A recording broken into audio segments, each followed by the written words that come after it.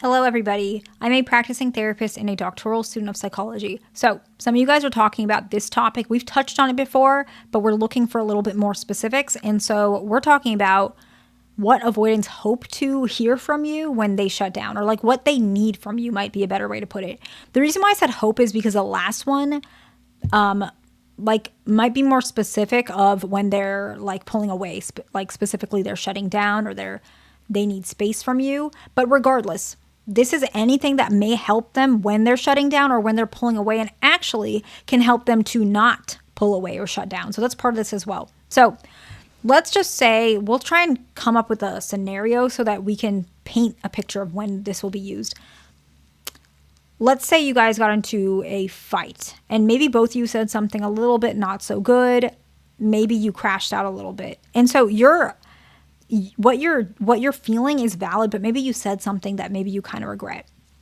And you might say something like, if I came across overwhelming, that's on me and I apologize. So why this is important is because maybe you're not really sure if you came across overwhelming, because a lot of times you can't tell. Avoidants and people who are not avoidant have pretty different needs of different perceptions of what comes across as overwhelming. And so why this is important is you say, if I came across overwhelming, that's on me and I apologize. Sometimes making an assumption can push people away to some extent. Of course, it depends on the relationship. So saying, if I come across overwhelming, allows them to open up space, because a lot of times they might say, I was a little overwhelmed, but you don't need to apologize. That's a pretty common response. Another common response could be, you weren't overwhelming, but I appreciate the apology. Or they might say, I appreciate the apologies. And that's why this is really important, because you can gauge what comes across as overwhelming to them. If they just accept your apology, likely that means that you were overwhelming. And you can be aware of this going forward so that you can realize, okay, what can I say that doesn't make them feel so overwhelmed? And on a flip side, for example, I'm going to talk about a specific case, not a specific case, but something I see a lot with my cases for the anxious side. Just to paint a picture, a lot of anxious people, when they're really, anxious about something or bothered by something, they don't like the avoidance very harsh tone of trying to fix something. This is what you should do. Why are you feeling so upset about this? They're not very warm and comforting. A lot of avoidants are not warm and comforting when it comes to this, but what an anxious person really needs at this particular moment is comfort. And so let's say, for an example, avoidance says, I'm sorry, I was a little bit harsh. That's on me and I apologize. You can say, I appreciate that. Or you can say, no, it wasn't too harsh, but I appreciate the apology. You're helping them to see if they were too harsh in that particular moment. That helps them. It's the same thing with the overwhelming. That's like the opposite version. I don't know if that helps or if that even made sense to you. It's the first thing that came to my mind. The avoidant, they feel a little bit more overwhelmed easily. Anxious folks, they tend to be a little bit more specific about harsh tones. And so that's kind of how I put it. But both of you guys, if you're able to do that one way or the other, it can help the other person to figure out what is the next steps for the relationship in terms of this particular case, okay? The next one is, I'll give you your time. You can even say, I'll give you your space. This really helps because they actually feel like there's not much pressure to return quickly.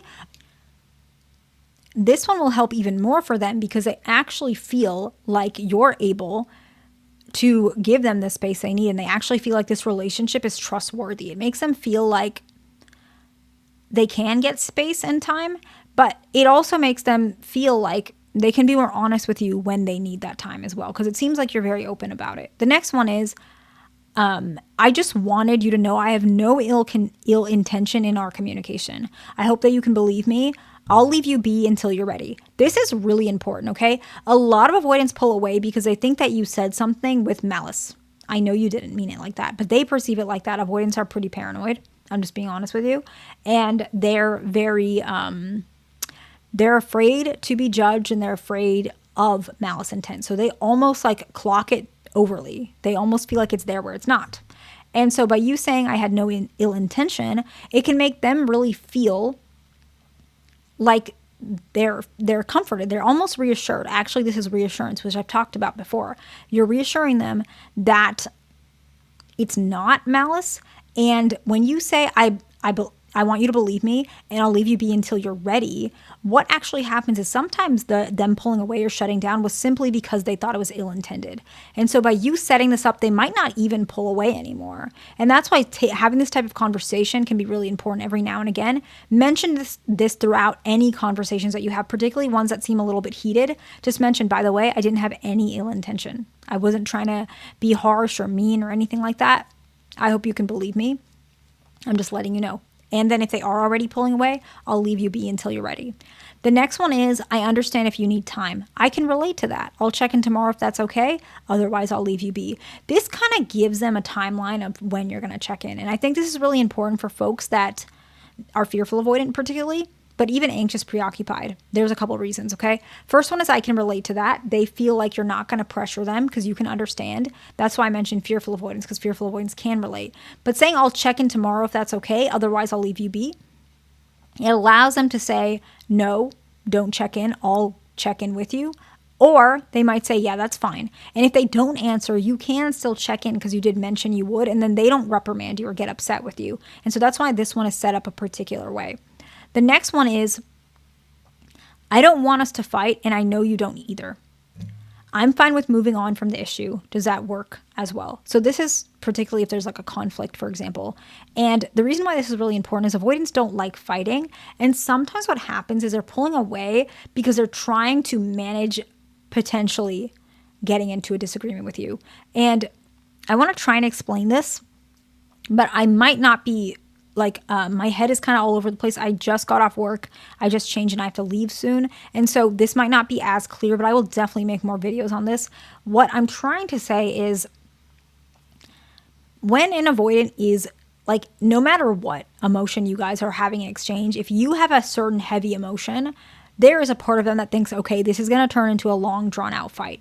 Even if you're sad about something that has nothing to do with them, I promise you, most avoidants feel that way. You're sad about, I don't know, your professor said something mean. They're afraid, okay, this is going to turn on me somehow, and this is going to turn into a long, drawn-out fight.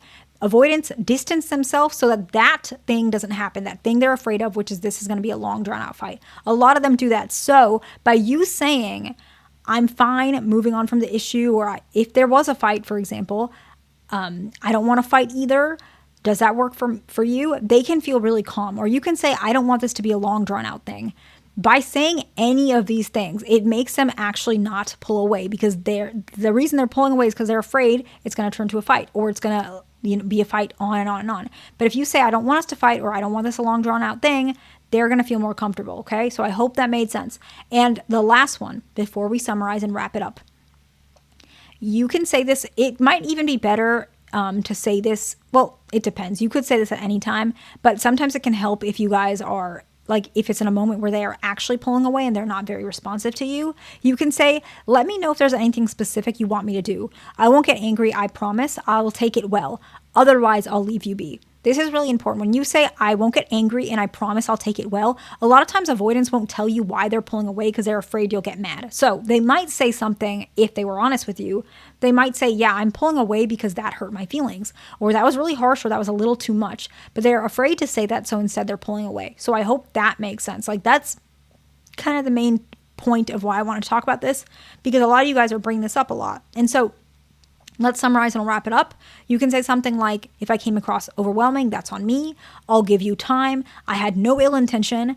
I understand if you need time. I relate to that. I'll check in tomorrow. I don't want us to fight. I don't want this to be a long drawn out thing. And if there's anything specific you need from me, let me know. So I hope this video is helpful to somebody. Please like, subscribe. I'll see you in the next one.